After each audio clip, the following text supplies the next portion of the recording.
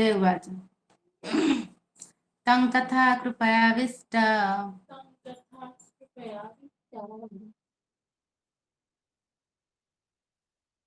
मश्रुपूर्णाकुले क्षणम् विषीदन्तमिदं वाक्यम् उवाच मधुसूदनः।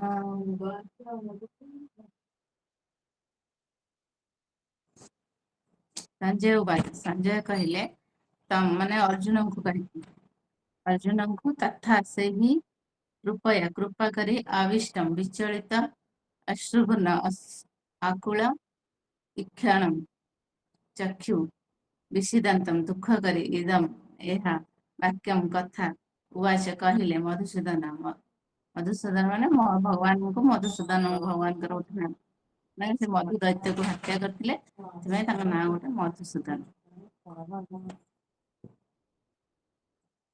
संजय कहले अर्जुन को खूब दयार्द हृदय दुखपूर्ण चक्षु पूर्ण चक्षुरे लोतक पूर्ण हेबार देखि मधुसूदन एहिपरि भाବରେ କହିଲେ।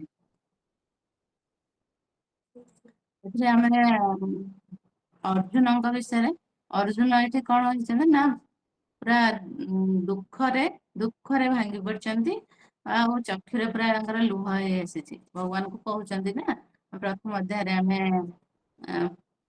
ପାଠ କରିଥିଲେ ପ୍ରଥମ ଅଧ୍ୟାୟରେ କଣ ପାଠ କରିଥିଲେ ନା ଭଗବାନଙ୍କୁ କହୁଛନ୍ତି ଯେ ମୁଁ ଆଉ ଯୁଦ୍ଧ କରିବିନି अर्जुन विषाद ହେଇଗଲା ଆଉ ବିଷାଦରେ ପୁରା ଗ୍ରସ୍ତ ହେଇଯାଇଛନ୍ତି ସମସ୍ତଙ୍କୁ ନିଜ ଲୋକମାନଙ୍କୁ ସାମ୍ନାରେ ଦେଖିକି ସେଥିପାଇଁ ସଞ୍ଜୟ ଏ କଥାଟାକୁ କହୁଛନ୍ତି ଯେ ଏଠି ଯଦି ଆମେ ବୁଝିବା ଯେ ପ୍ରକୃତ ଆତ୍ମଜ୍ଞାନୀ ଯୋଉମାନେ ସେମାନେ ହେଲା ସେମାନଙ୍କ ପାଖରେ ମାନେ ଏଇ ଯୋଉ ସାଂସାରିକ ଲୋକଙ୍କ ପ୍ରତି ପାର୍ଥିବ ସଂସାର ପ୍ରତି ତାଙ୍କର ସହାନୁଭୂତି ଏତେ ସହାନୁଭୂତି ଆଉ ଦୁଃଖ ତାଙ୍କର ପାଇଁ ଅଶ୍ରୁ ଏଇ ସବୁଟା ଆସିବା କଥା ନୁହେଁ ଯଦି ଯାହା ଭିତରେ ଦୁଃଖ ଆସୁଛି ଦୁଃଖରେ କାତର ହେଉଛନ୍ତି ତାହେଲେ ତାଙ୍କ ଭିତରେ ସେ ତାହେଲେ ଆତ୍ମଟା ଅନୁଭୂତି ହେଇନି ବୋଲି ସେଥିରେ କୁହାଯାଉଛି ଭଗବାନ ଭଗବାନ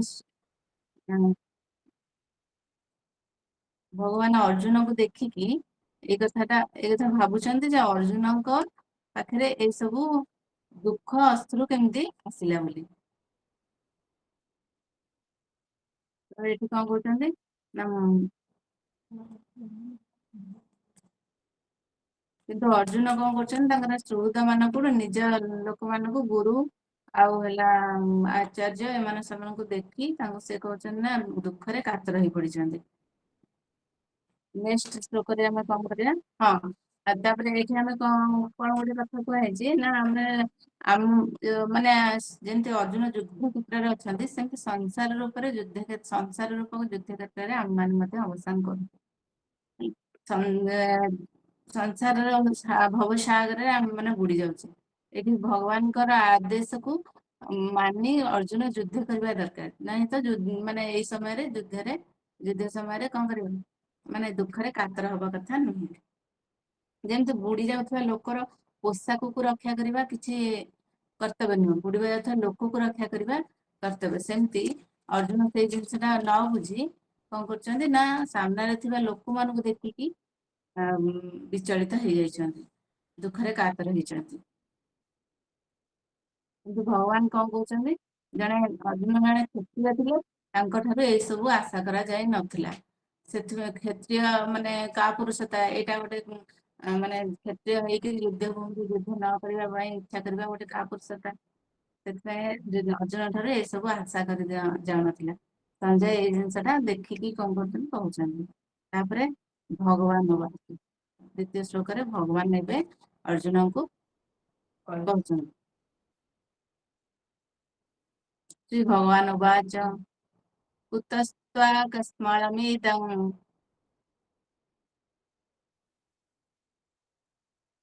ବିଷମେ ସमुपस्थितम्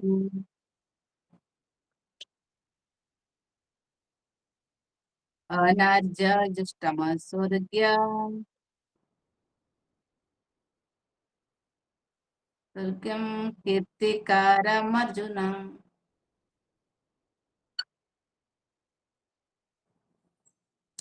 श्री भगवान उवाच परम पुरुष भगवान कहले कुतः केउठारु तुम पाखकु कस्मल माने अज्ञान रूपक मैला इदम ए ए ए दुख ए विषम समय उपस्थित है अनार्य जो मैंने जीवन मूल्य बुझी ना दुष्ट मान अभ्यास करा ऐश्वर्यम जहाँ उच्चतर लोक को जीवाक दिए ना अकीर्ति कारण अर्जुन है अर्जुन परम पुरुष भगवान कहले हे मोर प्रिय अर्जुन ये सब अज्ञान रूपक महिला का पुरुषता तुम पाक किपरि आसिला जो लोक जीवन मूल्य बुझी ता पक्षरे एगुड़िक आदौ शोभा पाए ना यह स्वर्ग प्रदायक नुहे एवं कीर्ति प्रदायक नुहे आम ये प्रथम बुझा आम ये प्रथम बुझा ये आमर प्रथम कौन कहना श्री भगवान उवाच आम तो जानते श्रीमद भगवत गीता जो पाठ करने गले जानते कौन श्रीमद भगवत गीता भगवान श्रीकृष्ण श्रीकृष्ण अर्जुन भितर वार्तालाप ये तो श्रीकृष्ण उवाच लेखा हवा कथा किंतु लेखाई कौन ना भगवान श्रीकृष्ण श्री भगवान उवाच ताले एथर आम बुझा जे परम पुरुष भगवान होचंती स्वयं श्रीकृष्ण परम पुरुष भगवान और श्रीकृष्ण भितर किसी भेद ना अभिन्न अच्छा किंतु भगवान को केते केते माने तत्वविद माने कौन परम ब्रह्म भाव माने उपलब्धि करती केतेक तत्वविद माने ब्रह्म भाव केतक ब्रह्मेति कहछि ब्रह्मेति परमात्मा भगवान जान जे सबुठारू आम ब्रह्म जमी सूर्य को आम सूर्य को उदाहरण दे बुझा सूर्य किरण अच्छी सौर मंडल अच्छी आ सूर्य लोक अच्छी किंतु आम मान द्वारा कौन देखा आम साधारण भाव में कौन करते सूर्य किरण को आम देखिपे सूर्य किरण टा कौन बोली आम जापर सौर मंडल विषय आमर किसी ज्ञान ना आम कि शुणी बही पढ़ी ये सब विषय किसी भाव में ज्ञान हो सूर्य लोक विषय आम किसी ज्ञान ना जी से विषय माने माने रिसर्च करुँच जो मैंने सूर्य लोक विषय जानवर जार इच्छा है से सूर्य लोक जानते सेमती भगवान तीन सेमती स्तर जमी ब्रह्म जो जो जो मैंने ब्रह्म को उपासना करते से ब्रह्म विषय जानते जो मैंने परमात्मा को उपासना करते परमात्मा विषय जानते आ जो मैंने श्रेष्ठ योगी माने भगवान को उपासना करते से भगवान को जानते से माने शुद्ध भक्त ही होता है शुद्ध भक्त माने भगवान माने भगवान को माने भगवान रूप ही भगवान को पूजा सेवा करते और जानते कौन आम जानते कौन कृष्ण भगवान श्रीकृष्ण ब्रह्म संहितार कहुई भगवान भगवान श्रीकृष्ण हूँ परमेश्वर परम ईश्वर और भगवान जमी कहुए ईश्वर परम कृष्ण सच्चिदानंद विग्रह अनादिरादि गोविंद सर्व कारण कारण परम परम ईश्वर होती किए भगवान कृष्ण से हूँ सचित आनंदर स्वरूप विग्रह अनादिरादि गोविंद सर्व से हूँ सब कारण कारण सबुथर आदि सबुथर अंत सबुथर सबु कारण कारण से होचन भगवान भगवान श्रीकृष्ण एथर कहा तेणु ये कौन होची ना आमर जो भगवान श्रीकृष्ण लेखा हवा कथा से जगह सब जगह प्राय आम भागवत रुहतु आउ ये गीतार रुहतु से भगवान उवाच लेखा भगवान भगवान श्रीकृष्ण भगवान भितर किसी फरक नहीं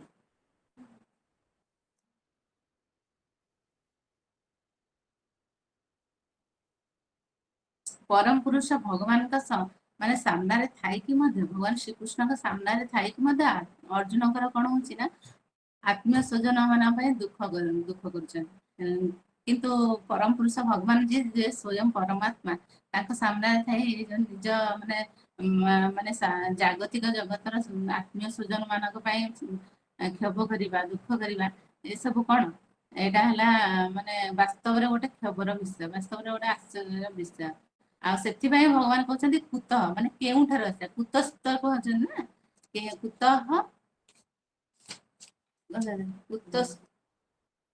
कुतस्थ कस्मल विद जो अज्ञान रूपक ଅଜ୍ଞାନ ରୂପକ ମହିଳା କେଉଁଠାରୁ ଆସିଲା ବୋଲି ଭଗବାନ ପଚାରୁଛନ୍ତି ନା, ପଦ ବ୍ୟବହାରକୁ ବିସ୍ମୟ କରିକି ପଚାରୁଛନ୍ତି, ବିସ୍ମୟ ହେଇକି ପଚାରୁଛନ୍ତି ଭଗବାନ।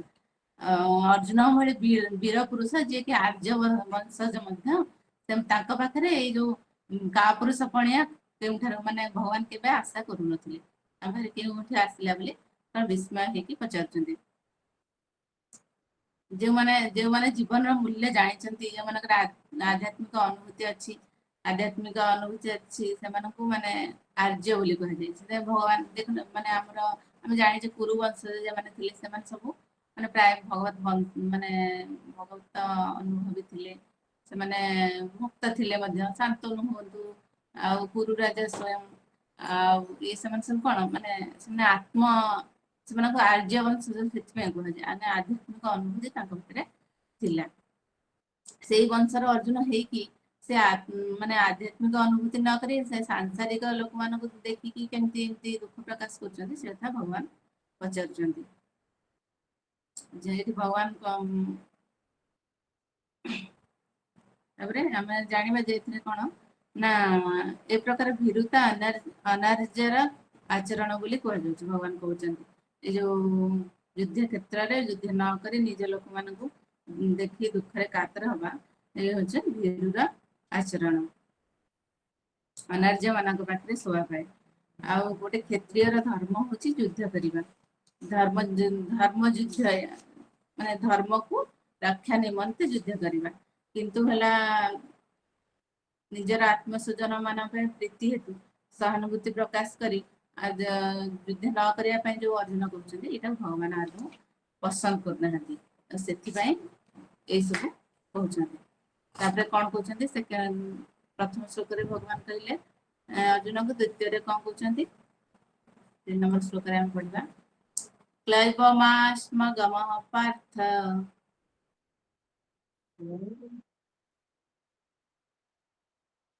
ନୈତତ୍तो ଉପପଦ୍ୟତେ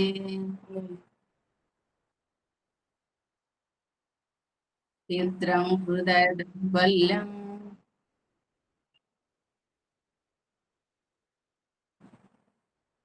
त्यक्तोत्तिष्ठ परन्तप।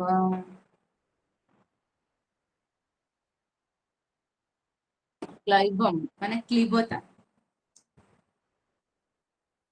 ମାସ୍ମ ମାନେ ଗ୍ରହଣ କର ନାହିଁ, ଗମଃ ତୁମେ ନିଶ୍ଚିତ ଯାଅ, ପାର୍ଥ ଏଠି ପୃଥା ପୁତ୍ର, ନ କଦାପି ନୁହେଁ, ଏପରି ତୁମ୍ଭଠାରେ ଉପଦ୍ୟରେ ମାନେ ଉପଯୁକ୍ତ, କ୍ଷୁଦ୍ର ହୃଦୟ, ଦୌର୍ବଲ୍ୟ ମାନେ ଦୁର୍ବଳତା, ତ୍ୟକ୍ତ ତ୍ୟାଗ କରି, ଉଠ ଉତ୍ତିଷ୍ଠ ମାନେ ଉଠ, ପରନ୍ତପ ହେ ଶତ୍ରୁ ଦମନ।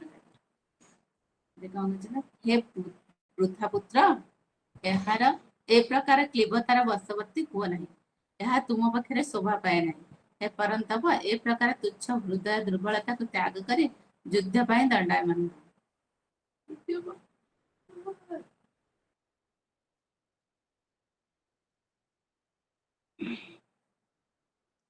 ଏଠାରେ ଅର୍ଜୁନଙ୍କୁ ଭଗବାନ କଣ କହୁଛନ୍ତି ନା, ପାର୍ଥ ବୋଲି ସମ୍ବୋଧନ କରୁଛନ୍ତି। ପାର୍ଥ କଣ ପାଇଁ ଅର୍ଜୁନଙ୍କର ଆଉ ଗୋଟେ ନା ପାର୍ଥ କଣ ପାଇଁ, ସେ ପୃଥାଙ୍କର ପୁତ୍ର। ପୃଥା ମାନେ କୁନ୍ତୀ ମହାରାଣୀଙ୍କର ନାମ ଆଉ ଗୋଟେ ହଉଛି ପୃଥା। ତାଙ୍କୁ ପାର୍ଥ ବୋଲି ସମ୍ବୋଧନ କରିଛନ୍ତି। କ୍ଳୈବମାଶ୍ମଗମଃ ପାର୍ଥ, ଏଇ ଯୋଉ କ୍ଲିବତା ଗ୍ରହଣ କର ନାହିଁ ବୋଲି ଭଗବାନ କହୁଛନ୍ତି। କାହିଁକି ନା, କୌଣସି କ୍ଷତ୍ରିୟ ପୁତ୍ର ଯୁଦ୍ଧ କରିବାକୁ ମନା କରେ, ଭଗବାନ କହୁଛନ୍ତି ଯଦି କୌଣସି କ୍ଷତ୍ରିୟ ପୁତ୍ର ହେଇକି ମଧ୍ୟ, କ୍ଷତ୍ରିୟ ବଂଶଜ ହେଇକି ମଧ୍ୟ ଯୁଦ୍ଧ କରିବାକୁ ମନା କରୁଛି, ତାହେଲେ କଣ ନା ତମେ ଶୂଦ୍ର ସହିତ ସମାନ। କୌଣସି ବ୍ରାହ୍ମଣ ପୁତ୍ର ଯଦି ଅଧର୍ମ ଉଚିତ କର୍ମ କରେ, ସିଏ ମଧ୍ୟ ବ୍ରାହ୍ମଣ ସହିତ ସମାନ ହେଲା। ଏ ପ୍ରକାର କ୍ଷତ୍ରିୟ ହୁଅନ୍ତୁ, ବ୍ରାହ୍ମଣ ହୁଅନ୍ତୁ, ଯେ ହୁଅନ୍ତୁ, ସେମାନେ କୁଳାଙ୍ଗାର ବୋଲି କୁହାଯାଏ। ସେମାନେ ତା ବଂଶ ପାଇଁକା ସେ ହଉଛନ୍ତି, ବଂଶ ପାଇଁ କୁଳାଙ୍ଗାର ବୋଲି, କୁପୁତ୍ର ବୋଲି କୁହାଯାଏ। ତେଣୁ ଶ୍ରୀକୃଷ୍ଣ ଏପରି ଭଗବାନ ଚାହୁଁନାହାନ୍ତି, କାହିଁକିନା ଅର୍ଜୁନ ହଉଛନ୍ତି ଜଣେ ମହାଯୋଦ୍ଧା, ମହାନ ବୀର ମଧ୍ୟ। କାହିଁକି ସେ ସବୁ ମାନେ କୁପୁତ୍ରର, କୁଳାଙ୍ଗାର ପୁଅର ଇଏ ନେବେ, ତାଙ୍କୁ ତମ କିଏ କହିବ ବୋଲି ଏଇ ସବୁ ଚାହୁଁନାହାନ୍ତି। ଅର୍ଜୁନ ଶ୍ରୀକୃଷ୍ଣଙ୍କର ପ୍ରୀତି ମାନେ ତାଙ୍କର ବାନ୍ଧବଟା ଅତି ଅନ୍ତରଙ୍ଗ, ମାନେ ସେମାନେ ବହୁତ ଅନ୍ତରଙ୍ଗ ବନ୍ଧୁ ଥିଲେ। ସେଥିପାଇଁ ଭଗବାନ ଚାହୁଁନାହାନ୍ତି ଯେ ଅର୍ଜୁନଙ୍କୁ ଏଇ ସବୁ ଶୁଣିବାକୁ ପଡୁ। କଣ କହୁଛନ୍ତି, ଶ୍ରୀକୃଷ୍ଣ ତାଙ୍କୁ ପ୍ରତ୍ୟକ୍ଷ ଭାବରେ ମାନେ ଯୁଦ୍ଧ ଭାବରେ ରଥ ଉପରେ ରହିକି ଆଦେଶ ଦଉଛନ୍ତି। ତଥାପି ମଧ୍ୟ ଅର୍ଜୁନ କଣ କରୁଛନ୍ତି ଯେ ମାନେ ଯୁଦ୍ଧ କରିବା ପାଇଁ ଇଚ୍ଛା କରୁନାହାନ୍ତି। ଏଇ ସବୁ ସତ୍ତ୍ୱେ ଯଦି ଅର୍ଜୁନ ଯୁଦ୍ଧ କରିବା ମନା କରୁଛନ୍ତି, ତାହେଲେ ଏ ସବୁ ଅକୀର୍ତ୍ତିକର କାର୍ଯ୍ୟ କରୁଛନ୍ତି ବୋଲି ବୁଝାଯିବ। ତେଣୁ ଶ୍ରୀକୃଷ୍ଣ କହିଲେ ଯେ ଅର୍ଜୁନଙ୍କ ପକ୍ଷରେ ଏହା କ୍ଲିବତା, ଏଇ ଯୋଉ ସବୁ କ୍ଲିବତା ଅର୍ଜୁନଙ୍କ ପକ୍ଷରେ ଶୋଭା ପାଉନି। ଅବଶ୍ୟ ଅର୍ଜୁନ ଏଠି କଣ ମାନେ ଯୁକ୍ତି ଦେଖେଇବେ ଯେ ମୋର ଗୁରୁ ଯିଏ ମୋ ପିତାମହ ସମସ୍ତେ ମୋର ହେଲା ସମସ୍ତେ ଏଇ ମାନେ ସବୁ ପୂଜନୀୟ, ଏମାନଙ୍କ ସହିତ ମୁଁ କେମିତି ଯୁଦ୍ଧ କରିବି। ଆଉ ଥରେ ପୁଣି ଥରେ ମଧ୍ୟ ଏଇ ସେ ଯୁକ୍ତି ଟା ଦେଖେଇବି ଭଗବାନ ଯେ ଏସବୁ କହିଲା ପରେ। କିନ୍ତୁ ଭଗବାନ କଣ କହୁଛନ୍ତି ନା ଏଇ ସବୁ ଏ ପ୍ରକାର ଉଦାରତା ଯୁଦ୍ଧ କ୍ଷେତ୍ରରେ ତଥାକଥିତ ଅହିଂସା ମାନେ ଏଇ ସବୁ ଉଦାରତା ଦେଖିବା ଅର୍ଜୁନ ପରି କ୍ଷତ୍ରିୟ ପକ୍ଷରେ ଶୋଭା ପାଉନାହିଁ। ଆଉ ଭଗବାନଙ୍କର ଆଦେଶ, ଭଗବାନଙ୍କ ନିର୍ଦ୍ଦେଶ ଲାଭ କଲା ପରେ ମଧ୍ୟ ଆମେ ଯଦି ଉଦାରତା ଦେଖିବା ସେଇଟା ଆମର ମୂର୍ଖାମି। ଏ ଯୋଉ ସେଥିପାଇଁ କଣ କହୁଛନ୍ତି ତାପରେ ଭଗବାନ କଣ କହୁଛନ୍ତି, ଭଗବାନ ଏତିକି କହିସାରିଲା ପରେ ଅର୍ଜୁନ ତାପରେ କହୁଛନ୍ତି। ଭଗବାନ ଏଇଟା ପଚାରିଲେ ନା କାହିଁକି ତମ ଭିତରେ ହୃଦୟରେ ଏଇ ସବୁ ଦୁର୍ବଳତା କୋଉଠୁ ଆସିଲା। ଏଇ ଯୁଦ୍ଧ ସମୟରେ ଯୁଦ୍ଧ କ୍ଷେତ୍ରରେ ତମେ କ୍ଷତ୍ରିୟ ହେଇକି ମଧ୍ୟ ଆଉ ହେଲା ତମେ ମୁଁ କହୁଛି ମାନେ ମୁଁ ତମକୁ ଆଦେଶ ଦଉଛି, ତଥାପି ତମ ଭିତରେ କୋଉଠୁ ଏ ହୃଦୟ ଦୁର୍ବଳତା ଆସିଲା ବୋଲି ଭଗବାନ ପଚାରୁଛନ୍ତି। ତାପରେ ଅର୍ଜୁନ କଣ କହୁଛନ୍ତି ଶ୍ଲୋକ 4 କଥଂ ଭୀଷ୍ମ ମହାସାଂଖ୍ୟେ ଦ୍ରୋଣଂ ଚ ମଧୁସୂଦନଂ ଇଷୁଭିଃ ପ୍ରତିଯୋତ୍ସ୍ୟାମି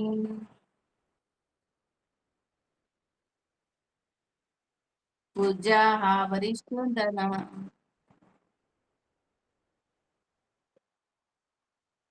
ଅର୍ଜୁନ କହିଲେ କଥମ କିପରି ଭୀଷ୍ମ ମାନେ ଭୀଷ୍ମଙ୍କ ପ୍ରତି ମୁଁ ସାଂଖ୍ୟ ଯୁଦ୍ଧରେ ଦ୍ରୋଣଙ୍କ ପ୍ରତି ମଧ୍ୟ ମଧୁସୂଦନ ହେ ମଧୁସୂଦନ ଇଶୁଭି ସ୍ୱରରେ ପ୍ରତିଯୋତ୍ସ୍ୟାମି ପ୍ରତିଶର ନିକ୍ଷେପ କରିବି। ପୂଜାହ ଯେଉଁମାନେ ପୂଜ୍ୟ ମୋର ପୂଜ୍ୟ ଅରିସୁଦନ ହେ ଅରିସୁଦନ ବିନାଶ କରି, ରିସୁଦନ ମାନେ ଶତ୍ରୁ ବିନାଶ। ଅରିସୁଦନ ବୋଲି କିଏ କହୁଛନ୍ତି ଅର୍ଜୁନ କହୁଛନ୍ତି ସମ୍ବୋଧନ କରି। ଅର୍ଜୁନ କହିଲେ ହେ ମଧୁସୂଦନ ହେ କୃଷ୍ଣ ମୋର ପୂଜ୍ୟ ଭୀଷ୍ମ ଓ ଦ୍ରୋଣଙ୍କ ପରି ଗୁରୁଜନଙ୍କୁ ଯୁଦ୍ଧରେ ମୁଁ କିପରି ପ୍ରତିଶର ନିକ୍ଷେପ କରିବି। ପିତାମହ ଭୀଷ୍ମ ଓ ଦ୍ରୋଣାଚାର୍ଯ୍ୟଙ୍କ ଭଳି ସମ୍ମାନସ୍ପଦ ଗୁରୁଜନ ମାନେ ସର୍ବଦା ପୂଜ୍ୟ ଅଟନ୍ତି। ଯଦିଓ ସେମାନେ ଆକ୍ରମଣ କରନ୍ତି ତଥାପି ସେମାନଙ୍କ ପ୍ରତି ଆକ୍ରମଣ କରାଯିବ ନାହିଁ। ଏହା ହଉଛି ସାଧାରଣ ଭଦ୍ରତା ଆଉ ଗୁରୁଜନ ମାନଙ୍କ ପ୍ରତି ଗୁରୁଜନ ମାନଙ୍କ ପ୍ରତି ରୁକ୍ଷ ଭାଷା ମଧ୍ୟ ପ୍ରୟୋଗ କରାଯିବା ଉଚିତ ନୁହେଁ। ଯଦିଓ ସେମାନେ ବେଳେ ବେଳେ ରୁକ୍ଷ ବ୍ୟବହାର ପ୍ରଦର୍ଶନ କରନ୍ତି ତଥାପି ଅନ୍ୟ ମାନଙ୍କର ସେମାନଙ୍କ ପ୍ରତି ରୁକ୍ଷ ବ୍ୟବହାର ପ୍ରଦର୍ଶନ କରିବା ଉଚିତ ନୁହେଁ। ତାହେଲେ ଏପରି କ୍ଷେତ୍ରରେ ଅର୍ଜୁନ ଏ କଥା ଅର୍ଜୁନ କହୁଛନ୍ତି ଯେ ଏପରି କ୍ଷେତ୍ରରେ ମୁଁ କେମିତି ତାଙ୍କୁ ପ୍ରତି ଆକ୍ରମଣ କରିବି। ଶ୍ରୀକୃଷ୍ଣ ଶ୍ରୀକୃଷ୍ଣ କଣ ତାଙ୍କର ପିତାମହ ଅଗ୍ରସେନଙ୍କ ଉପରେ ଆଉ ଗୁରୁ ସାନ୍ଦୀପନୀ ମୁନିଙ୍କୁ ଆକ୍ରମଣ କରିବେ।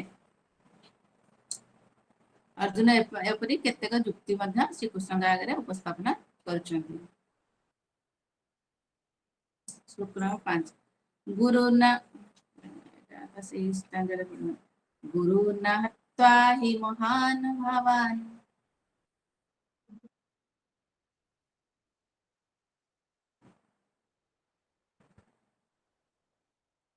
ଶ୍ରେୟୋ ଶ୍ରେୟୋ ଭୋକ୍ତୁମ୍ ଭୈକମପି ନ ଲୋକେ।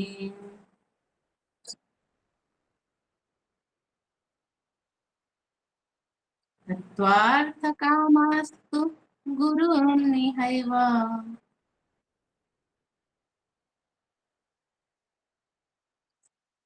भुञ्जीय भोगान् हृदिर्प्रदिग्धाम्।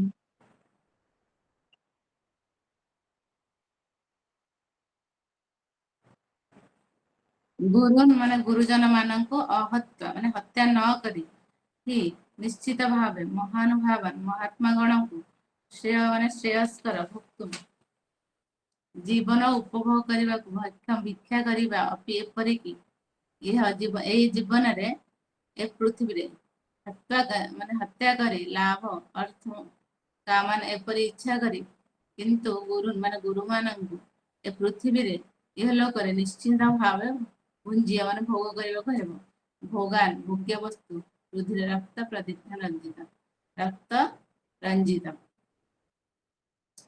ମୋର ଯେଉଁମାନେ ଗୁରୁଜନ ସେମାନଙ୍କୁ ସେ ମହାତ୍ମା ମାନଙ୍କୁ ବଧ କରି ଜୀବନ ଉପଭୋଗ କରିବା ଅପେକ୍ଷା ଏ ପୃଥିବୀରେ ଭିକ୍ଷା କରି ବଞ୍ଚିବା ବରଂ ଭଲ। ଯଦିଓ ସେମାନେ ଅର୍ଥକାମୀ ତଥାପି ସେମାନେ ଗୁରୁଜନ ଅଟନ୍ତି। ଯଦି ସେମାନଙ୍କୁ ବଧ କରାଯାଏ ତାହେଲେ ଆମ୍ଭେମାନେ ଯାହା ଲାଭ କରିଥିବା ତାଙ୍କ ରୁଧିର ମାନେ ତାଙ୍କ ରକ୍ତ ରଞ୍ଜିତ ହୋଇଯିବ। ଯାହା ଲାଭ କରିଥିବା ତାହା ରକ୍ତ ରଞ୍ଜିତ ହେଇଯିବ।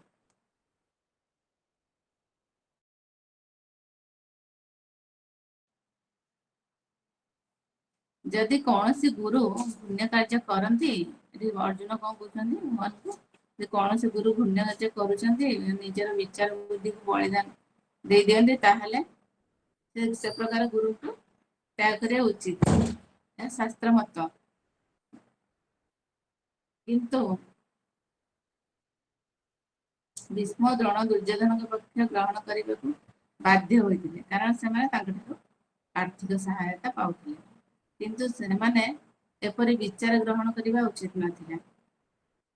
ଆର୍ଥିକ ସାହାଯ୍ୟ ଯୋଗୁ ତା ପକ୍ଷକୁ ସମର୍ଥନ କରିବା ସେମାନଙ୍କ ପକ୍ଷରେ ଉପଯୁକ୍ତ ନୁହେଁ। ସେମାନେ ଗୁରୁ ଉଚିତ ସମ୍ମାନ ହରାଇଲେ କିନ୍ତୁ ଅର୍ଜୁନ ଭାବୁଛନ୍ତି ଯେ ତଥାପି ଏସବୁ କଲା ପରେ ମଧ୍ୟ ତଥାପି ସେମାନେ ଗୁରୁଜନ। ସେଥିପାଇଁ ସେମାନଙ୍କୁ ବଧ କରି ଭୌତିକ ସୁଖ ଶାନ୍ତି ମାନେ ସେ କଣ ମାନେ ତାଙ୍କୁ ବଧ କଲେ କଣ ହବ ନା ତା ରାଜ୍ୟ ମିଳିବ। ସେଇ ଯୋଉ ରାଜ୍ୟ ଉପଭୋଗ କରିବା ପାଇଁକା ଭୌତିକ ସୁଖ ଶାନ୍ତି ପାଇଁକା ତାଙ୍କ ଏଇ ଗୁରୁଜନ ମାନଙ୍କର ରକ୍ତ ଝରେଇବା ପାଇଁ କରିପାରିବାନି କି ଯେ ଏଇ କର୍ମର ମତେ ଏଇ ଫଳ ଦରକାର ବୋଲି। ଆଉ ନିଜକୁ କର୍ମର କର୍ତ୍ତା ବୋଲି ମଧ୍ୟ ଜ୍ଞାନ କରିବା ଉଚିତ ନୁହଁ। ଆଉ କର୍ମ ପ୍ରତି ଆସକ୍ତ ରହିବା ବି ଅନୁଚିତ। ଆଉ ତା ବୋଲି କର୍ମ ତ୍ୟାଗ ମଧ୍ୟ କରିବା ଅନୁଚିତ। ଠିକ ଅଛି ଆମେ ବହୁତ ଥିଲା। ଆମେ ଆଜି ସେଇ କର୍ମ ଉପରେ ଆମେ ଆକ୍ଚୁଆଲି କର୍ମକୁ ନେଇ ଭଗବତ ଗୀତାରେ ଭଗବାନ ବହୁତ ଜିନିଷ ମାନେ ପୁରା ଡିପଲି କହିଛନ୍ତି। ଆଉ କର୍ମ ଜିନିଷ ଟା ମଧ୍ୟ ଆମକୁ ବୁଝିବା ଦରକାର ନିହାତି। ନା ଆମେ ଏଇ ଯୋଉ ଶ୍ଲୋକରେ ଆମେ ପଢିଥିଲେ ଯେ ଆମେ ହେଲା କର୍ମ ଫଳ ଟାକୁ ଆମ ଯୋଗୁ ହଉଛି ବୋଲି ଆମେ ଭାବିବାନି। ସେଥିପାଇଁ କଣ କରିବା ନା ଅକର୍ମରେ ମଧ୍ୟ ଆସକ୍ତି ହବନି। ଅକର୍ମରେ ଆସକ୍ତ ହବନି ମାନେ କଣ? ମୋ ଭିତରେ ଭାବନା ଆସିବ ଯେ ଆମ ତ ଫଳ କଥା ଚିନ୍ତା କରିବାନି। ଆମେ ତ ନିଜର ହେଲା ନିଜକୁ ଭାବିବାନି ଯେ ଆମେ ଏଇ କର୍ମଟା କରୁଛେ ବୋଲି ଏଇ ଫଳ ଟା ପାଇଲେ। କି ମୋ ଯୋଗୁ ଏଇ ଫଳଟା ହେଲା ଏଇ ସବୁ ପାଇଁ ଆମେ ଭାବିବାନି। ତେଣୁକରି ଅକର୍ମ ମାନେ କିଛି କରିବାନି ଆଉ କଣ ଆଉ କାହିଁ ଆଉ କଣ କରିବା ଏଇସବୁ ଭାବନା।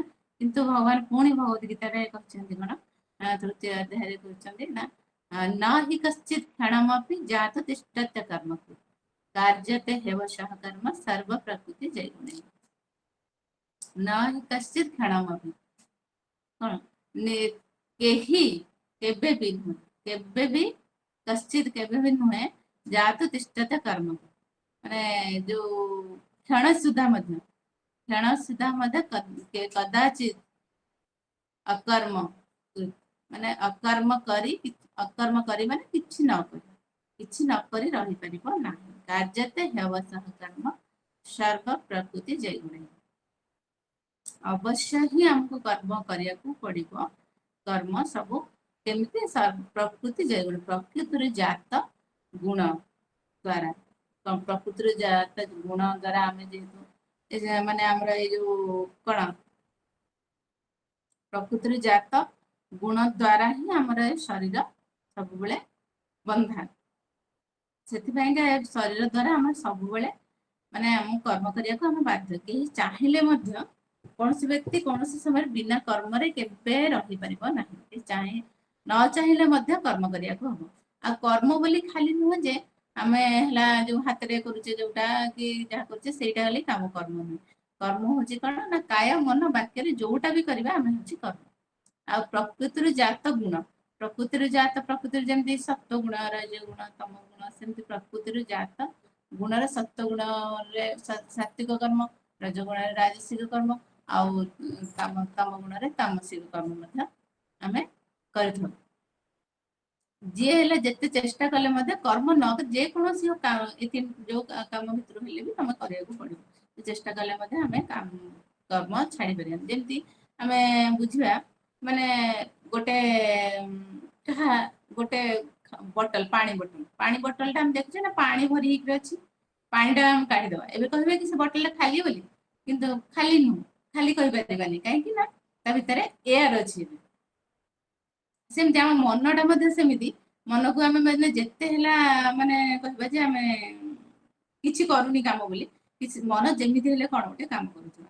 ଆମ ଶରୀର ମଧ୍ୟ ଆମେ କହିବା ଯେ ଆମେ କିଛି କରୁନି ବୋଲି, କିନ୍ତୁ ମନ ହେଲା କିଛି, ମନ ଦ୍ଵାରା ମଧ୍ୟ କିଛି କାମ ହଉଥିବ। ସେଥିପାଇଁ କଳି ଯୁଗରେ ମାନେ ଶାସ୍ତ୍ରରେ କୁହାହେଇଛି, କଳି ଯୁଗରେ ହେଲା ସନ୍ନ୍ୟାସ ନବା, ସନ୍ନ୍ୟାସ ମାନେ କରିବା ପାଇଁ ନବା ପାଇଁ ନିଷେଧ କରାଯାଇଛି। ସନ୍ନ୍ୟାସ ମାନେ କଣ ନା କର୍ମ ସନ୍ନ୍ୟାସ। କେହି କେବେ କର୍ମ ସନ୍ନ୍ୟାସ ନେଇକି ମାନେ କଳିଯୁଗରେ ରହିପାରିବେନି, ରହି ତ ପାରିବେନି ଆଉ ନବା ତ ଛାଡ। ସେଥିପାଇଁ କଣ କରାହେଇଛି ନା ସାଧାରଣ ଲୋକମାନେ ସନ୍ନ୍ୟାସ କହିଲେ କଣ ଭାବୁଛନ୍ତି ନା କର୍ମ ତ୍ୟାଗ କରିଦବା। ମାନେ ଆଜିକାଲି ତ ସନ୍ନ୍ୟାସ କହିଲେ ବହୁତ ଜିନିଷ କହୁଛନ୍ତି, ମାନେ ଯେମିତି ହେଲା କି ଯଦି କୋଉଥିରୁ ଅବସର ବି ନେଇଯାଉଛନ୍ତି ସେଇଟାକୁ ସନ୍ନ୍ୟାସ କହୁଛନ୍ତି। ମାନେ କ୍ରିକେଟ ରୁ କିଏ ଗୋଟେ ଅବସର ନେଇଗଲା, ସେଇଟା କ୍ରିକେଟ ରୁ ସନ୍ନ୍ୟାସ ନେଇଗଲା, କିନ୍ତୁ ସନ୍ନ୍ୟାସର ଅର୍ଥ ସେଇଟା ନୁହେଁ। କାୟ ମନ ବାକ୍ୟରେ ଯିଏ ହଉଛି ମାନେ ନିଷେଧ କରୁଛି ମାନେ ସବୁ ଜିନିଷଟାକୁ, ସିଏ ହଉଛନ୍ତି ସନ୍ନ୍ୟାସ। କିନ୍ତୁ ହେଲା କଳି ଯୁଗରେ ସେଇଟା ସମ୍ଭବ ନୁହଁ, ସେଥିପାଇଁକା ସନ୍ନ୍ୟାସ ନବାକୁ ମଧ୍ୟ ମନା କରିଛନ୍ତି। ଭଗବାନ ଏଇଠି ଆମର ପ୍ରକୃତିର ଜାତ ଗୁଣ ଦ୍ୱାରା ଆମେ ସବୁବେଳେ କର୍ମ ଆମେ କରୁଛେ। କର୍ମ ତ୍ୟାଗ କରି ଆମେ କେବେ ରହିପାରିବା ନାହିଁ। ସେଥିପାଇଁ କଣ କରିବା ଦରକାର, ଆମର ହେଲା କର୍ମଟାକୁ ଆମେ ବୁଝିବା ଦରକାର। ବୁଝିଲେ ଆମର ମନଙ୍କର ତାମସିକ ଗୁଣର ପ୍ରାବଲ୍ୟ ଅଧିକା ଅଛି, ଆମ ଭିତରେ ତାମସିକ ଗୁଣର ଆମର ପ୍ରାବଲ୍ୟତା ଅଧିକା ଅଛି। ତ ଆମେ କଣ କରିବା ନା ସେଇଟା ଯେତେବେଳେ ଆମେ କର୍ମଟାକୁ ବୁଝିବା ଠିକରେ, ତ ସେଇଟାକୁ ଆମେ ତାମସିକ ଗୁଣର କର୍ମ ହେଲେ କଣ ହବ ନା ସବୁ ଯାକ ଖରାପ କାମ ହବ, ମାନେ ବିକର୍ମ ହବ। ସେଥିପାଇଁ ଆମେ ଯେତେବେଳେ କର୍ମଟାକୁ ବୁଝିବା ଭଲ କି, ତାହେଲେ ଆମେ କଣ କରିବା ନା ଆଉ ସେଇ କର୍ମଟା ନ କରିକି ଆମେ ଭଲ କାମ କରିବା ପାଇଁ ଚେଷ୍ଟା କରିବା। ତ ସେଥିପାଇଁ ଆମେ କର୍ମଟାକୁ ବୁଝିବା ଦରକାର। ଆଉ କର୍ମଟାକୁ କଣ କରିବା ଦରକାର, କର୍ମ ତ୍ୟାଗ ଆମେ ନ କରିକିରି ଆମେ କର୍ମ ପ୍ରତି ଆସକ୍ତି ତ୍ୟାଗ କରିବା ଦରକାର। ଆମେ ଯୋଉ କର୍ମଟା କରୁଛେ ସବୁବେଳେ ଆମେ ଭାବୁଛେ ଏଇଟା ମୋ କାମ, ମୁଁ କରିବା ଦରକାର, ମୋ ପାଇଁ କରୁଛି, ମୋ ଶରୀର ପାଇଁ କରୁଛି, ଏଇଟା ନ କଲେ ମୁଁ କେମିତି ହବ। ତ ସେଇ ଯୋଉ ଜିନିଷଟା ହଉଛି ଆସକ୍ତି। ସବୁ କର୍ମଟାକୁ ଆମେ ନିଜ ସହିତ ଜଡିତ କରିକି ରଖିଛେ ବୋଲି ସେଇଟା ହଉଛି କର୍ମ ପ୍ରତି ଆମର ଆସକ୍ତି। ଯେ ଆମେ କଣ କରିବା ଦରକାର, ଏଇ ଯୋଉ କର୍ମର ପ୍ରତି ଆସକ୍ତି ଟାକୁ ଆମେ କଣ କରିବା ଦରକାର ନା ଭଗବାନଙ୍କ ଉଦ୍ଦେଶ୍ୟରେ ଆମେ କର୍ମ କରିବା ଦରକାର। ଏଇଠି ଆମର ଗୁରୁବର୍ଗ ମାନେ ଆମକୁ ଶିକ୍ଷା ଦଉଛନ୍ତି ଯେ ଭଗବାନ ତ ଏଠି କହୁଛନ୍ତି ଯେ ଆମେ ହେଲା କେବେ କେହି କର୍ମ ନ କରିକି ଅକର୍ମ କରିକି ରହିପାରିବେନି, ବା କର୍ମ ନ କରିକି ରହିପାରିବେନି। ସେଥିପାଇଁ ଆମର ଗୁରୁବର୍ଗ ମାନେ କଣ ଶିକ୍ଷା ଦଉଛନ୍ତି, ଆମର ମହାରାଜ ହୁଅନ୍ତୁ, ସମସ୍ତେ ଗୁରୁବର୍ଗ ମାନେ ସମସ୍ତେ ସନ୍ନ୍ୟାସ ନେଇଛନ୍ତି, କିନ୍ତୁ ସେମାନେ କର୍ମ କରୁଛନ୍ତି ନା କରୁନାହାନ୍ତି? କରୁଛନ୍ତି। ଆମେ କହିବା ସେମାନେ ତ ସନ୍ନ୍ୟାସୀ, ସେମିତି କିଛି କାମ କରିବା କଥା ନୁହଁ, କେମିତି କରୁଛନ୍ତି? କିନ୍ତୁ ସେମାନେ କଣ କରୁଛନ୍ତି ନା ସବୁବେଳେ ଭଗବାନଙ୍କ ଉଦ୍ଦେଶ୍ୟରେ ହିଁ ସବୁ କାମ କରୁଛନ୍ତି। ଯାହା କରୁଛନ୍ତି ତାଙ୍କର ଜୀବନ ସାରା କର୍ମ ହିଁ ସବୁବେଳେ ଭଗବାନଙ୍କ ଉଦ୍ଦେଶ୍ୟରେ କର୍ମ। ସେଥିପାଇଁ ଆମେ କଣ କରିବା, ଆମେ ସେଥିରୁ ଶିଖିବା ଦରକାର ଯେ ଆମେ ହେଲା ପ୍ରକୃତିର ଜାତ ଗୁଣ ଦ୍ୱାରା ଆମକୁ ତ କର୍ମ ସବୁବେଳେ କରିବାକୁ ହିଁ ପଡିବ। ଆମର କଣ ହୁଏ ନା କଣ ଆମର ଗୋଟେ ସ୍ୱଭାବ ଥାଏ, କର୍ମ କରିବାରେ ଗୋଟେ ସ୍ୱଭାବ ଥାଏ। ସେଇଟା କଣ ନା ପୂର୍ବ ଜନ୍ମରୁ ଆମେ କେତେ ଶରୀର ଧାରଣ କରିଛେ, ସବୁ ଶରୀରରେ ଆମେ କର୍ମ ମଧ୍ୟ କରିଛେ। ସେଇ କର୍ମ କଲା ବେଳେ ଆମେ ଯେକୌଣସି ମାନେ ଯୋଉ ସାତ୍ଵିକ କର୍ମ କରେ, ରାଜସିକ କର୍ମ କରିଛେ କି ତାମସିକ କର୍ମ କରିଛେ, ଯୋଉ ସବୁ କର୍ମ ଆମେ କରିଛେ, ସେ କର୍ମ କରିବାର ସ୍ୱଭାବ ଟା କଣ ହେଇଛି ନା ଆମର ଆତ୍ମାରେ ବା ଚିତ୍ତରେ ସେଟା ଅଛି ଅଲରେଡି। ସେଥିପାଇଁ ଆମର ଏଇ ଜନ୍ମରେ ମଧ୍ୟ ଆମେ ଯେତେ କର୍ମ ନ କରିବା ପାଇଁ ଚେଷ୍ଟା କରିଲେ ବି ଆମକୁ କର୍ମ କରିବାକୁ ପଡିବ। ସେଇ ଭଳିଆ କର୍ମ ହିଁ କରିବାକୁ ପଡିବ ଯୋଉଟା ଆମର ସ୍ୱଭାବ ଅଛି। ପୂର୍ବ ଜନ୍ମର କର୍ମ ସଂସ୍କାର ଅନୁସାରେ ଆମ ଭିତରେ ଯୋଉ ସ୍ୱଭାବ ଅଛି, ଆମେ ସେଇ କର୍ମଟାକୁ ହିଁ ଆମକୁ କରିବାକୁ ପଡିବ।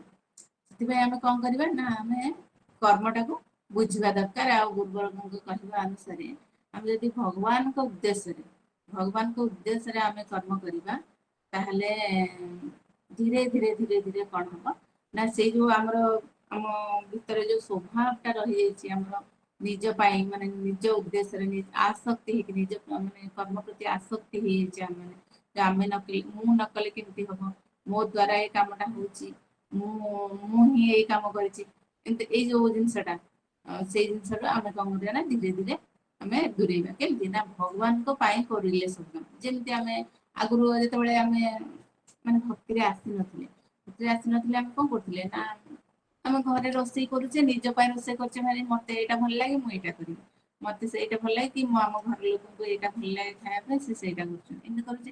କିନ୍ତୁ ଏବେ ଆମେ ଧୀରେ ଧୀରେ କଣ କରୁଛେ ନା ଭଗବାନଙ୍କୁ ଅର୍ପଣ କରୁଛେ, ଭଗବାନଙ୍କୁ ଭୋଗ ଲଗଉଛେ। ସେଥିପାଇଁ ଆମେ ଭାବୁଛେ କଣ ନା ଆମେ ଯୋଉଟା କରୁଛେ ଆଜି ଯୋଉଟା ଆମେ ଭୋଗ ମାନେ ରୋଷେଇ କରିବା ସେଇଟା କଣ ନା ଭଗବାନଙ୍କୁ ଭୋଗ ଲଗେଇବା ପାଇଁ କରୁଛେ। ଆଉ ଭଗବାନଙ୍କୁ ଭୋଗ ଲାଗି ସାରିଲେ ଆମକୁ ପ୍ରସାଦ ମିଳିବ। ଭଗବାନଙ୍କୁ ଭୋଗ ଲଗେଇ ସାରିଲା ପରେ ଗୋଟେ ଏକରେ ହଉଛି କଣ ଆମେ ଆଜି ପ୍ରସାଦ ପାଇଲେ ପାପରୁ ମୁକ୍ତି ମିଳିଲା। ଆଉ କଣ ହେଲା ନା ଆମେ ପ୍ରସାଦ ପାଇବା ଦ୍ଵାରା ମଧ୍ୟ ଆମର ମାନେ ଶରୀର ଚିତ୍ତ ମନ ସବୁ ମଧ୍ୟ ଶୁଦ୍ଧି ହେଲା। ହେଲା ସେମିତି ଏଇଟା କଣ ହେଇଗଲା ଏଇ ଯୋଉ ଆମେ ରୋଷେଇ କରିବା ଯୋଉ କର୍ମଟା କଣ ହେଇଗଲା ନା ଆମର ଏଇଟା ପୁରା ଭଗବତ ଅର୍ପିତ କର୍ମ ହେଇଗଲା, ଭଗବାନଙ୍କ ନିମନ୍ତେ ହେଇଗଲା ସେଇଟା। ଭାବନାଟାକୁ ଆମର ଖାଲି ଆମର ଚେଞ୍ଜ କରିବାର ଅଛି। ଅକର୍ମ ନକରି ଆମେ ଯଦି କହିବା ନା ଯଦି ରୋଷେଇ କରିବାରେ ତ ଆମେ ଲାଷ୍ଟ କ୍ଲାସରେ ଶୁଣିଥିଲେ ନା ରୋଷେଇ କରିବା ଦ୍ଵାରା ମଧ୍ୟ ଜୀବ ହତ୍ୟା ହଉଛି। ଆଉ ତାହେଲେ ଆମେ କଣ କରିବା ନା ଜୀବ ହତ୍ୟା ହଉଛି ଆମ ପାପ ଲାଗିବ, ଆମେ ତାହେଲେ ରୋଷେଇ କରିବା ମଧ୍ୟ ବନ୍ଦ କରିଦବା ଏହା ଭାବିବା। କିନ୍ତୁ ରୋଷେଇ କରିବା ବନ୍ଦ ନ କରି ଆମେ କଣ କରିବା ଯଦି ସେଇଟାକୁ ଭଗବାନଙ୍କ ଉଦ୍ଦେଶ୍ୟରେ କରୁଛେ ବୋଲି ନା ସେ ପାପଟା ମଧ୍ୟ ଭଗବାନ ହରଣ କରିବେ। ଭଗବାନ ହରଣ କରିବା ଆଉ ସେ ଆମେ ମଧ୍ୟ ପ୍ରସାଦ ପାଇବାର ବି ହେଇଯିବ। ଏଠି କଣ ହଉଛନ୍ତି ନହି କଶ୍ଚିତ୍ କ୍ଷଣମପି ଜାତ ତିଷ୍ଠତ କର୍ମକୁ, କେହି ମଧ୍ୟ କେବେ କ୍ଷଣ ମଧ୍ୟ କର୍ମ ନ କରିକି ରହିପାରିବେ ନାହିଁ। ସେଥିପାଇଁ ଆଉ ଆମେ ଅକର୍ମ କଣ କରିବା, ଅକର୍ମ ତ କରିପାରିବାନି। ଆମେ କଣ କରିବା ନା ଏଇଠି ଗୋଟେ ଜିନିଷ ଆମେ କଣ ବୁଝିବା ନା ଆମକୁ ଭଗବତ ଅର୍ପିତ କର୍ମ କରିବାର ଅଛି। ପ୍ରକୃତିରୁ ଆମର ପ୍ରକୃତିରେ ଯୋଉ ଗୁଣ ଥାଉ ଯୋଉ ଭଳିଆ କାମ କରିବାକୁ ଆମକୁ ଇଚ୍ଛା ହଉ କିନ୍ତୁ ସେଇଟାକୁ ଆମକୁ ଭଗବାନଙ୍କୁ ଅର୍ପିତ କରିବାର ଅଛି। କିନ୍ତୁ ଆହୁରି ମଧ୍ୟ କର୍ମରେ ଆମର କଣ ଅଛି ନା ଆମର ପ୍ରଥମେ ଏଇ ସବୁ କରିବା ପାଇଁ ହେଲେ ଭଗବତ ଅର୍ପିତ କର୍ମ କରିବା। ଆଉ ତଥାପି ତାପରେ ମଧ୍ୟ ଆମକୁ ବୁଝିବାର ଅଛି ଯେ ଆମର କର୍ମଟା କେତେ ପ୍ରକାର ଆଉ କଣ କଣ କୋଉ କର୍ମଟା ଆମର କରିବା କଥା କୋଉ କର୍ମଟା ଆମର କରିବା କଥା ନୁହଁ। ଏ କଥା ବୁଝିଗଲେ ଆମେ କଣ କରିବା ନା କୋଉଟା ଭଗବାନଙ୍କୁ ଅର୍ପଣ କରିବା କୋଉଟା ଭଗବାନଙ୍କୁ ଅର୍ପଣ କରିବା। ତାମାନେ ଆମେ ଯୋଉ ଭଗବାନଙ୍କୁ ଅର୍ପଣ କରିବା କହିକି ଆମେ ତ ଆଉ ବିକର୍ମ କରି ଭଗବାନଙ୍କୁ ଅର୍ପଣ କରିପାରିବାନି ନା। ହେଲେ ଆମେ କହିବା ସବୁବେଳେ ପାପ କାମ କରିବା ଆଉ ସବୁ ଆମେ ଭଗବାନଙ୍କୁ ଅର୍ପଣ କରିବା ଜାଣିଛୁ ଦେଇକି ସେମିତି ହବ କି ହବନି। ସେଥିପାଇଁ ଆମେ କଣ କରିବା ଭଗବାନ ପୁଣି ଭଗବତ ଗୀତାରେ କର୍ମଟାକୁ ବିବାହ କରିକି ବୁଝେଇଛନ୍ତି। କଣ କହିଛନ୍ତି କର୍ମଣ ହ୍ୟପି ବୋଧବ୍ୟମ୍ ବୋଧବ୍ୟଞ୍ଚ ବିକର୍ମଣ ଅକର୍ମଣଶ୍ଚ ବୋଧବ୍ୟମ୍ ଗହନା କର୍ମଣ ଗତି। କର୍ମର ଗତି ହଉଛି ବହୁତ ଗହନ, ଗହନା ମାନେ ବହୁତ ଗଭୀରତମ। ଆଉ କଣ ଅଛି ନା କର୍ମର ତାକୁ ବୁଝିବା ବହୁତ ମଧ୍ୟ କଠିନ। ତେଣୁ ବ୍ୟକ୍ତିକୁ ଭଲ ରକମ ବୁଝିବାକୁ ପଡିବ କର୍ମ କଣ ବିକର୍ମ କଣ ଆଉ ଅକର୍ମ କଣ। ଏ ତିନିଟା ଆଗକୁ ଆମକୁ ବୁଝିବାକୁ ପଡିବ କାହିଁକିନା କର୍ମ ଦ୍ଵାରା ହିଁ ଆମର ଭୌତିକ ବନ୍ଧନ ହୁଏ। ଆଉ କର୍ମ ଦ୍ଵାରା ହିଁ ଆମର ଯୋଉ ମାନେ ପୁନରପି ଜନ୍ମ ପୁନରପି ମରଣ ଯୋଉ ହଉଛି ଆମେ ଯୋଉ 84 ଲକ୍ଷ ଯୋନି ଆମେ ବୁଲୁଛେ ସବୁ ଆମର କର୍ମର ସୃଷ୍ଟି ହଉଛି। ସେଥିପାଇଁ ଆମେ କର୍ମଟାକୁ ପ୍ରଥମେ ବୁଝିବା ଦରକାର। ଆମେ ତ ଏତେ ଡିପଲି ଆମେ ବୁଝିପାରିବାନି ସେଥିରେ ଗୁରୁବର୍ଗ ମାନେ ବହୁତ ବ୍ୟାଖ୍ୟା କରୁଛନ୍ତି କର୍ମ ଅକର୍ମ ଆଉ ବିକର୍ମକୁ ନେଇକି। ତଥାପି ଆମେ ସାଧାରଣ ଭାବରେ ଆମେ ଜାଣିବା କର୍ମଟା କଣ। କର୍ମଟା କଣ ନା କର୍ମ ମାନେ ଯୋଉଟା ଶାସ୍ତ୍ର ବିହିତ କର୍ମ, ଶାସ୍ତ୍ରରେ ଯୋଉଟାକୁ ଅନୁମୋଦନ କରିଛନ୍ତି। ଶାସ୍ତ୍ର ଅନୁମୋଦନ କରିଛନ୍ତି ଏଇ ସବୁ କାମ କରିବା କଥା ବୋଲି ତ ସେଇଟା ହେଲା କର୍ମ। ବିକର୍ମ କଣ ଯୋଉଟା ଶାସ୍ତ୍ରରେ ମାନେ ମନା କରାହେଇଛି। ନା କର୍ମର ଅପୋଜିଟ ଟା ହଉଛି ବିକର୍ମ ମାନେ ଯୋଉଟା ଶାସ୍ତ୍ର ମନା କରୁଛନ୍ତି କରିବା କଥା ସେଇଟା ହଉଛି ବିକର୍ମ। ଅକର୍ମ କଣ ନା ଅକର୍ମ ହଉଛି କର୍ମ ଗୋଟେ ଭଳିଆ ଦେଖିବାକୁ ଗଲେ ହେଲା କର୍ମ ତ୍ୟାଗ କରିବା ଆଉ ଗୋଟେ ହେଲା ଅକର୍ମ ଅର୍ଥ କଣ ନା ଯୋଉଟା ହେଲା ଭଗବତ ଅର୍ପିତ କର୍ମ। ଆମେ ଏଠି ପୂର୍ବରୁ ଶୁଣିଲେ ନା ଅକର୍ମ କେବେ କେହି କରିପାରିବେନି, ସେଥିପାଇଁ କଣ ହଉଛି ନା ଅକର୍ମ ହଉଛି ନା ଭଗବତ ଅର୍ପିତ କର୍ମ ମଧ୍ୟ ଗୋଟେ ହଉଛି ଅକର୍ମ ବୋଲି ବୁଝିବା। ହେଲେ ତ ଏତିକି ଟିକେ ଥାଉ କର୍ମ ଅକର୍ମ ବିକର୍ମ ବିଷୟରେ ଆଉ ତାପରେ ଅଧିକା ବ୍ୟାଖ୍ୟା ଟା ଆଗକୁ ଜାଣିବା। ଆମେ ତ ଏବେ ଆଜିର ହେଲା ମାନେ ଆମର ଥିଲା ଏଇଟା କଣ ନା ଆମେ ଅକର୍ମ କେମିତି କରିକି ରହିପାରିବାନି, ଆଉ କର୍ମ ବିକର୍ମ ଅକର୍ମ ତ ଟିକେ ଟିକେ ଜାଣିଲେ, ତେଣୁକରି ଏତିକି ହିଁ କର୍ମ ବିଷୟରେ ଆମର ଟିକେ ସମ୍ୟକ ଧାରଣା ରହିଲେ ଆମେ କଣ ହବ ନା ଯୋଉ ସବୁ କାମ କରିବାକୁ ଯିବା ସେଇଟା କିନ୍ତୁ ଭଗବାନଙ୍କ ଉଦ୍ଦେଶ୍ୟରେ କରିବା ବୋଲି ସେ ଚିନ୍ତା